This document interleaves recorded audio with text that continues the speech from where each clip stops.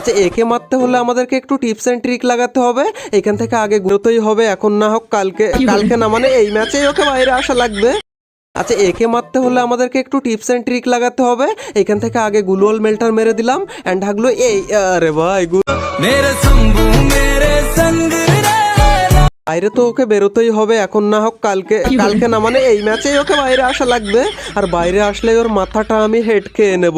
এই দেখো বেরিয়েছে এই। আরে ভাই 77-এর হেড লাগলো আর লাস্টের আর একটা দুটো গুলি লাগতে পারলো না। আচ্ছা এখানে আমাকে একটু টিপস এন্ড ট্রিক এবার লাগাতে হবে, বুঝতে পেরেছি ভাই। টিপস এন্ড ট্রিক ছাড়া হাগলুদেরকে মারা খুবই কঠিন ভাই।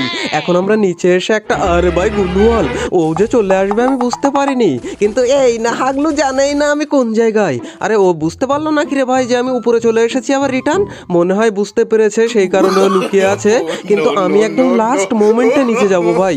আচ্ছা ভাই নিচে এসে এই দেখো হাগলু আমার সাথে পাঙ্গা নিবি তুই।